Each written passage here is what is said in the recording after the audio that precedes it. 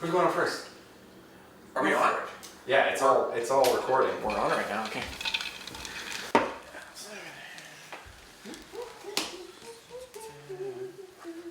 Testing. I wish our producer would have let us know what was going on. First producer gave me headphones. Who's the producer?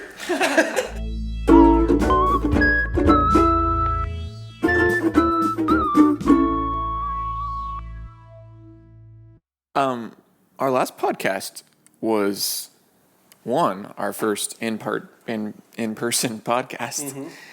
2, it was pretty successful in listener land. I can't turn my head. You can be like me. Just take them off. You could. I'll just be the nerd in the... Yeah. Now we just have to make sure there was no good content before that we put later on in the podcast. It's fine. It's going to mess up the continuity. People like, the real, the raw. The Easter egg. Like, Yeah. look, they messed up on editing. It's very intimate. Have you ever noticed on sitcoms how, like, whenever any 2 people sit on the couch, they sit like this on the couch, like this close? Well, have you ever noticed when there's ever a close-up in pretty much any TV show or movie, if you really pay attention to, like, the layout of the bus or the hallway that they're in or whatever, like, if they zoom the camera out, they're talking this in a room that's, like, this big. Like, no one would do that in real life. But for the shot, they had to get... It is weird how the camera, like, it doesn't look like you're as close as you are on camera. Yeah. I don't know why. Yeah, or in sitcoms, maybe this is kind of what you mean, but like, let's just say there's 4 people at a dinner table, and one person will try and say something to one in secret, but they're saying it at total volume, like, and it's supposed to be like the other 2 don't hear it or whatever. Yeah, happens all the time. Like if Joey asked for his phone or whatever, and I'd be like, Colin, I actually sold that phone. Yeah. Like, it's that loud, yeah. But to my original point, people liked the podcast. They it seemed to stir up some of their own feelings and memories. I think we got some messages, some Instagram messages. One guy, Nathan D. Kalsa. Nathan does voices on Instagram. You should check him out. Yeah. Anyways, he said, yes, he is going to share his memory, but he hasn't done it yet with us. But he said you guys are hilarious with the cry laugh emoji, so I still wanted to mention him. That's a good story. Thanks, Nathan, for that. It's his first memories, listening to our podcast. And then Mama Rhinoceros. Oh. I'm going to summarize. We're not going to read the whole thing. You should show him the thing. Show him. Look at that. It? He had to scroll to read all of it. That's a lot of first memories. Yeah, it's a first year of memory, it sounds like, because she was at a Bible camp when she was 3, so she remembers when she was 3. Okay, her mom got promoted to head cook. She remembers that. But let's see, it was the first time she'd never got a hole in one on mini golf. Sad. She remembers that. She remembers sitting on a zip line with a college guy named Snoopy. Sounds sketch. Okay. Yeah. Running underneath, trip over bushes, and gets all scraped up. I was fine. This is before lawsuits were a thing. Apparently, yeah. Also, someone telling her camper, so it must have been a counselor. She remembers a counselor telling her campers her name was Boo Boo, and her going around telling all of them she's lying and that her real name is Christina. What a party pooper, Mama Rhinoceros. Oh, Mama Rhinoceros. So she was 3. Yes, yeah. I assume at this time as well. And so she was like, no, she's not. She's actually... Yeah. That's what Christina. That's what it sounds like. Okay. Yeah. Snoopy and Boo Boo. That's interesting. That's camp names. Oh, sure. Okay. Yeah, like I think camp nicknames. That's what they gave. It's tearing me up. It did spark something. So that's interesting because I didn't realize this, but I was about the same age. My mom was a camp cook. And so I have that like different, smaller, lower angle perspective of camp life. Like everybody's doing the camper thing, the camp counselor thing, and then I'm just like a 3-year-old sort of taking all this in. That's interesting. Mama Rhinoceros, we have something in common. Camp was that? That was Camp of the Risen Sun. Oh, S-O-N. This is the camp. Anybody else get back to us? Say anything positive? Nothing positive. What? I thought somebody like on one of the little clips, like on was it TikTok or something? Oh, that's on my other phone. Do you want to pull that up? Yeah, I got it right here. Whoa. Let me see if Oh, there were a couple people that responded to the traumatizing cat, oh yeah. which Nathan had said in the podcast that, hey, I'm pretty sure everyone has at least one traumatizing cat story. Everyone would be like, here? Yeah. Traumatizing cat stories. 8 comments. Wow. Most of them were me. That one is somebody spotting Colin. What was that? I don't know. You okay? Yeah, that's funny. Oh, thanks. I was holding my cat and my mom turned on the vaccine. Then hand emoji, blood. Turned on the vacuum, I assume, and that was an autocorrect. No, that says vaccine. I Clearly, assumed that it was an autocorrect. they turned on the vaccine. These are our fans, ladies and gentlemen. Okay, we got this one. Let's see if it's any better. Sorry, yeah, that was Vipers with a Z X. This is Shane_Boyle3. Neighbor's cat ran inside my house, picked it up, put it outside, and it scratched the ever-living bleep out of my arm. That's kind of similar to your story, but the opposite. You were leaving your friend's house and yanked it back in. Yeah. But it sounds like you fared a little bit better. Thank you guys for sharing that. Actually, it's really fun. Yeah. So, I was wondering Yeah. what you guys thought of Tomorrow War. Have you seen it? Tomorrow War. I saw it. What's today? Tomorrow. I saw it. I saw it Sunday night. Do you have thoughts, or should I share my thoughts? You can share. You haven't seen it? No, he hasn't seen it. Oh, that's kind of sad. I mean, are you okay if we talk about it, or would you prefer we waited? I mean, who are we isolating here by talking about it? Everyone. Okay. This is actually a super polarizing movie, if you don't know. I mean, go ahead. Okay. I'll try to spoilers free. Yeah, we can keep it short too. Yeah. First off, Chris Pratt looks a little like Tom Brady. He's thinned down. Second, there's a lot of, I don't know if they did it purposefully, but homages to a lot of my favorite movies growing up. Independence Day being a big one. The whole suburbia scene. I'm expecting them to like pan up and there's a ship the whole time just because of like the feel of that. And so I love that. This, like the whole movie is about things coming full circle. And like I'm okay going into a movie and having what you want from it end up happening, right? So it's a genre movie, and what you want from a genre movie of this alien invasion kind of thing happens. And so it's very satisfying for me. It surprised me in a couple spots. Like I did not see a couple things coming, and I wish I could say what they were, but I can't. Like it was What was the timestamp? near the very end. So there's that. But then, yeah, it's just a beautiful movie. So many things from the beginning just tied in with every character. Every character got their arc completed in some way. And that's not always like high art cinema. Like sometimes you want to leave them wanting more. But it's very much a storytelling thing. So it felt like there's a point in the movie where it could have ended. Mm-hmm. And where most, at least a lot of the more recent, especially like B-movie budget, would have ended it. And then there was another hour. And it was, to me, it was a treat. It was like, I can't believe I'm actually getting this now, this second movie. Like, I get to watch the sequel right now. Mm-hmm. And that was satisfying. Just the killing of the aliens was so satisfying. Like, you wanted them to die so bad by the end of it. Okay. Wasn't perfect. There was some of that. What's that called, Colin? Where people exposition.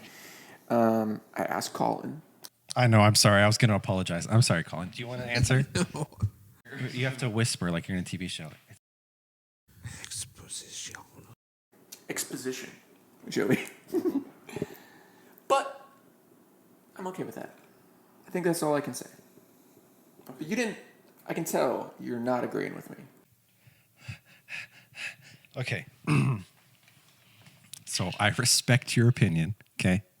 But to me, it felt like it was somebody had an idea they wanted to pitch for a video game. It got rejected. And instead of letting it die, they're like, let's make a movie out of it. And actually, the part that didn't bother me was actually the time travel. I've heard a lot of people complaining about the time travel part. Like, that doesn't make sense. That doesn't make sense. Time travel technically never will make sense. That wasn't the problem for me. For me, it was the family relationship that did not make sense to me. Are you okay if I say this? Okay, this is spoilers right here, okay? So mute this part if you don't want to listen to this. The father-daughter relationship, she says, I could not trust you. You betrayed my trust. You abandoned us. And then she says, you're the only person I could trust, with no growth or reveal of anything other than that. So it's like, what? If anything, that would then compel him to not want to give up her, because she knows back then he was a good person. He wouldn't want to then let her die, which is what she's wanting him to do. So that didn't make sense to me. Time travel part was fine. Rebuttal. It wasn't supposed to make sense. She was having an emotional breakdown right there. She's a tough person, but she was being vulnerable. She wasn't trying to convince him in that moment. She was letting loose on him. But she's saying that's the reason why she brought him back. Was because he was the only one she could trust to take it back. Later. Yeah. So during her like emotional breakdown where she's really letting him have it. How fun is this? Yeah, Colin, don't you feel like you're participating so much? During that part, she's saying, "Oh, I hate you so much. Why do you screw up my life?" But then later, when she's more calm and collected, she's like, "No, I brought you here because you're the only person I do trust. Because as a little girl, he was still her hero. You know, so deep down, she's always wanted to trust him, and she always did trust him because of her relationship with him. So she went back to when he was younger and the person she looked up to and trusted him then. It was just like after all that actual trauma she went through, she had to let loose at some point. Yeah, to me, it's just not perfect. No, that emotion was in between her deciding to bring him back, though, and then her telling him to bring him back. That emotional outburst was in there. But it also then means if she knew that he was that good person back then and that he then became horrible, that good person would want to redeem himself and then not do what she's asking of him to give her up. Well, and he did try to not do that. Yeah. So he was the wrong choice for her. It just, he was a little bit too late. But that's okay. It's okay that he was the wrong choice. She made an emotional decision and it wasn't the right decision.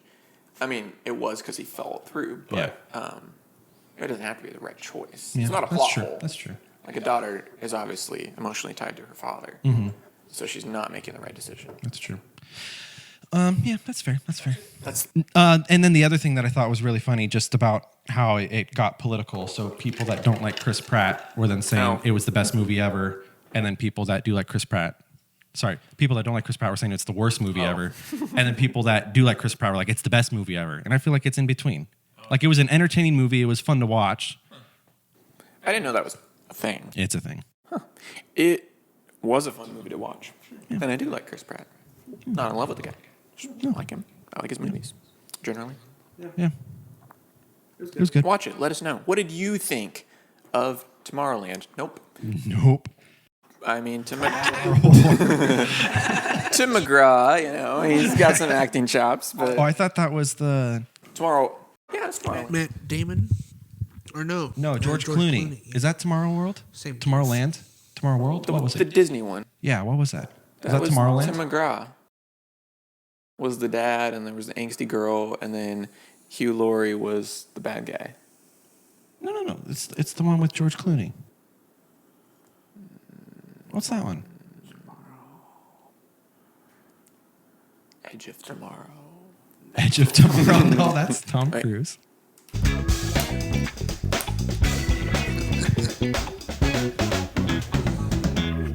Colin, what's on your mind?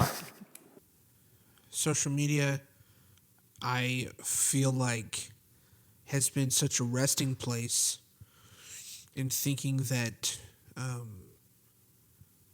that I won't have the hardships of a job going through the social media way. But realistically, I think that any problems I encounter with a job will only shift. And they won't like go away. It'll just be different things are just as hard as. So, for people listening, Colin is TikTok famous, if you didn't know, and enough so that he has a source of income from that, right? So that's what you're talking about. Yeah. When it becomes the job, now I have to do that in order to make money. And there is such a thing as just like plateauing and not going any further and then just dying out and becoming burnt out. So, So I remember you saying, like, you've never left a job exactly on good terms. I remember one time, I can't remember where you were working, but you're like, this is the longest I've ever worked at a job, and it was like 9 months or something. I can't remember. So what gives? You know, what's the thing that makes it flop? What plateaus for you? I always see the same pattern in a job, and it's usually like it starts going a little south about 3 months in. There's like this honeymoon phase of like, oh, I'm hired, I'm the new guy, I'm getting to know everybody. Then relationships settle in, and then it's like they settle into what they're going to be. And usually what they are going to be ends up really disappointing. And I feel like I start growing sour, they start growing sour, and then it just comes to like this inevitable end. And that's the reason you leave most jobs? Yeah, because it becomes like a rubber band that you've stretched this far. And it's just like I snap or they snap. But you feel like it's a bunch of little things that just don't get properly addressed between you and them, and then they build upon each other? I think so, yeah. That's tough. So it's hardly ever the work itself. It becomes a drudgery. Yeah, no, it's honestly, it's probably the people, and the environment. That's interesting because I see you as getting along with people generally. Yeah. I don't know. Piper Studios is like a rubber band right now. Well, the relationships that you have at a job are so specific. And it's like I see these people so more often than friends or family. And and they can get away with a lot. Like jobs can get away with acting in a gray zone that isn't like getting rid of you, but it is poor treatment that is to be noticed. And they will start doing that. Theoretically, there's no retribution for things at work, but there is. Yeah. So how do you see that transferring, or your fear is that will transfer into your work in social media, or what you do for social media? But how do you see that? There's not like a coworker dynamic. No, I think it would be sour growth in just the process.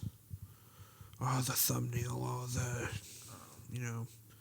that type of stuff. And I'm not there yet, but I can see people who have done the social media, like Logan Paul started out doing a 5-minute video every day. For years he was doing, and I could never. Yeah. And so I'm coming to that realization too of like, oh man, I don't think I have the work ethic to like even lift myself up in this thing. Like, there's only a certain height that I can go before making a drastic decision before the next step or something. So I don't know. I'm not TikTok famous, but it's hard for me to say. But like I know it's something that when it first started going, you were super excited about because it's crazy that, people are actually paying attention to what you're doing. And then you started getting money from it. So it wasn't even people saying, oh, hey, good job. I like that Colin guy. He's hilarious. Now you were actually getting finances because of people watching you. But I could see how then it shifting to where, yes, it could still be a fun outlet for you, but now it's got responsibility on it. Then that could change in your mind of, yes, it's fun, but it becomes less about the fun and more about the responsibility. And so it has less joy about it. And more drudgery. Because I feel like that even with my work. I feel like that with my kids. Like sometimes, yeah, with Piper Studios, sometimes it's really fun, but then sometimes when there's that responsibility I have to go through on, then it's like, okay, I can't do it just because I enjoy it. Now I have something that I'm committed, I have to follow through with. And sometimes when I don't feel like it. So that would be tough, especially with something that, like with TikTok, you kind of always have to be fresh and exciting, but you also, there's a certain thing that people like about it, so you kind of stay with what you're doing, but something new at the same time. I think that's another interesting dynamic, and it is a relationship. You've got 6 million people following you, and you're interacting with them in a way, and you're trying to please them, and they expect a certain thing from you, and that correlates a little bit to the work atmosphere, I guess. But it's a little more one-sided, but it's weird. Do you ever fear sort of the cancel culture? Yeah. Not that you believe a bunch of controversial things, but just that it's so easy for somebody to take something and twist it, and then you're done. Yeah. I Like say you're accepting an award and you accidentally make a joke about the previous Yeah. award. That just it falls flat. You weren't meaning it no. in any type of derogatory way, but it could happen, hypothetically. Yeah. So my family knows that, I do this with you guys. Okay, But they do don't. know. I've You're not never hiding this. advertised. I've never advertised like my personal TikTok, and I don't do a lot. I haven't made a TikTok, my personal TikTok, in probably over a year. I'm sure over a year. But my sister-in-law just I came up on her For You page, a really old video apparently, and then they found it and watched all my videos, and life is horrible. Yeah. Thank you. Can I just say that my neck's going to hurt a lot more than your guys' neck? I don't know, because mine's staying in one position. the whole Oh, time. that's I'm true. gonna I get gotta work right on that. here. Yeah. Side note: did you guys know that there's such a thing as like spray-on shampoo? Is it dry shampoo? Yeah, but it's okay because my hair was greasy on the way over here, and Shayla was like, "Are you gonna go like that? Like your hair was greasy?" I was like, "I don't like. I can just put on a hat." She's like, "No, just use this." She can't. She sprayed it on my hair. And it's That like, sounds like a 1950s ad. What? yeah, You don't wash gone it was the off? greasy. No, what it does, like I just like went like this, and it like clings on to the oils in my hair, and then just flicks it away or something. I don't know. I didn't know how it worked. I've heard about it, and I've just been trying to be cool about it. Like, of course, dry shampoo. Yeah, But it's crazy. that sounded, so the way you described that sounded like it was like I'd be watching Dick Van Dyke, and then this ad would come on, like, Joey, you're getting in your Studebaker, and your wife's like, hang on, you're not going to go meet with the boys with your hair like that. Try this, dry shampoo. That's basically how it happened too. I was like, who were you talking to? It's funny. Congratulations for finding Thank dry you. shampoo. I wanted to cheer up the conversation. I felt like we're kind of down, so I didn't know if you wanted some. I can buy some for you if it cheer you up. What? Some dry shampoo. If it would cheer you up at all. Your foot's really close to me. I'm sorry. I thought we were in a TV show. So, Nathan, what were you thinking about? Can I press the button Sure, first? you can push the button. I still can't hear it, so. Yeah, like it's mainly for you. And we're back. All I can hear is your ice shaking in your cup as you dance. I can't hear the music, so. Don't dance like that. My topic was gonna be about creativity. Have I talked about this before? What is your best? Don't drink. I'm talking. Colin was pouring his heart out, and you're just like clink, clink, clink. So, what is how do I Creativity? say this? What is creativity? No. Good question, but no. Like, what is the environment in which you are most creative? Like the headspace, the busyness level. Like, when are you most creative? There's a good way to say it. When are you most creative? You can talk now. Now or later. That's the candy he was eating. So. Yeah. He's not being rude. When I'm not most creative is when I'm working a lot. That wasn't the question. Joey, what was... Well, you can assume that the opposite of that would then be true. I wasn't listening. When you're working a When lot, he's you're not working, creative. he's not creative. So then he was saying, in answer to your question, when he's not working, he's creative. Okay. And then usually in periods of like downtime or time that I'm just not at work, I feel freed up to be creative. Probably a lot of people will relate to that. Joey? For me, it's when I have time. So if I'm put on the spot, I suck at creativity. I feel like. So don't expect much from this answer. Well, so like literally, Colin and I went and watched Pig at the movie theater, and we decided, hey, we'll make a TikTok for Piper Studios. Okay, that's Yeah, that was great. I watched that while I was on vacation. It was fun to see you guys hanging out without me. Well, I finally said yes because Really Colin was like, good. Nathan's not going to be there. And it's like, okay, Sheila, can I go? Nathan's not going to be there. Just like, yes. I wasn't supposed to say that. My bad. Anyways, but we made a TikTok, and we were trying to think because Colin was like, "I'm gonna do this," and we're like, "Okay, now we have to figure out something for me to do." And I could not think of something. I ended up just going with something so we could go home. I spent like 3 hours that night just replaying other things I could have done, and then I came up with this great idea, and it was like, "Why have I been thinking about this whole time? I'm not gonna go back to the theater and re-record this," but I could not get it out of my head. But it's when I have time that I feel most creative. When I'm driving for work is a lot of times when I come up with like the summit parodies for work that I've done. With my kids, I sing them songs at bedtime. So a lot of times there's a couple of them now that the others will still ask for songs that they know, like Twinkle, Twinkle, Little Star, or other songs that we've already sung. But some of them will like just make up something, be like, Dad, sing a song about the bumblebee and the snake. And then I'll make a song up about the bumblebee and the snake. And so, Do they rhyme? yeah, I try to make sure. Go. Bumblebee and Snake, go. You remember how I said I'm only creative when I have time? That was like a real story about like they ask you for I think those they did, two but I things. always forget it after it's done. I don't remember. Way to let us down. But they like them. So it's when I have time. And like all my songs, kind of in relation to you, though very different because I don't have 6 million followers. People at work have always been surprised when they find out that I have rap songs that I've done. And they'll listen to it and like, that does not sound like you at all. And it's like, what? And they're like, you just sound so intense and like angry in it. And so I have a very different persona at work than I do when I'm singing songs.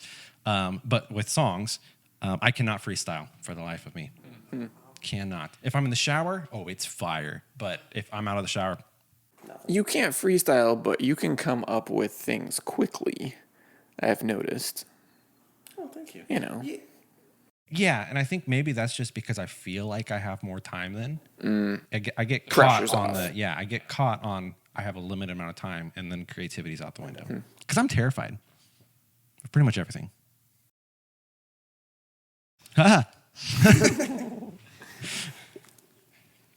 When are you creative? Or most creative? I wish I was. No, When would you like to be creative someday? What would be the ideal scenario where you'd be like, Yeah. I'm finally creative? like, well, I mean, ideally, I'd like come home from work and be like, I'm going to do something creative now. But I'm like, I go take a shower and go to bed, watch TV, go to bed. I can't quite relate to the not being busy thing. Okay, busy different than working. Working generally drains me and my emotional state and all that stuff. But busyness is not necessarily bad. If I have complete downtime, I'm often not very creative because it's just a little too much. It's unstructured. I don't know what to do with my time. My thoughts are everywhere. I could do anything. So instead of doing anything, I watch TikTok. But yeah, I spend so much time because I worry as well. I think about things too much. Probably a little ADD. Which is technically being creative. Sure, but I spend enough time blocking that out. Like if I'm in the car, I know that's when my brain's going to be firing on all cylinders, that I listen to music. or I listen to the news. So I'm focusing it into something, and I don't give myself that opportunity to let my brain loose and be creative, because that would be the time to write a song or to come up with a new sketch or something. Most of my audio recordings on my phone, Yeah. there's car background noise going on because that's when it's like I don't listen to music, I don't listen to news. Sometimes I listen to podcasts, but other times I just go in silence, so then that way something comes into my head, I'll be like, oh. Those are the times for me too, but they're less frequent because of that. But yeah, I think, not having a lot of work, but having enough busyness that I feel productive, because I think I have to allow myself to do creative things. So I have to feel like I was productive in some way before that. Okay. So right now I'm on vacation, but we bought a house and I'm doing stuff, right? So when I do the things and I fix the things, then, I accomplished something, but I still have mental energy. I can be creative. That makes sense. So like once the train's in motion, then you can make it do something more creative. And you guys probably know this too. Like once the creativity, like if you have 15 minutes and you think through an idea or you write something down or you do a voice recording, like all of a sudden your brain is like on fire creativity wise, and you're thinking about that the rest of the day, and then like 10 other ideas pop into your head if you give yourself a chance to do the thing for even 5 minutes. People at home, you seem like you want to share with us, and we like hearing what you have to share. It's like a big conversation in the living room. See, we're on a couch. Just minimize the typos. Yeah, it's hard to read the typos. Yeah. What's your creative space? When are you most creative? What makes you creative? How does creativity look in your life? Listen to our podcast and see what we were talking about. That way it makes more sense, the question. Follow-up question. Have you heard about dry shampoo? Yeah.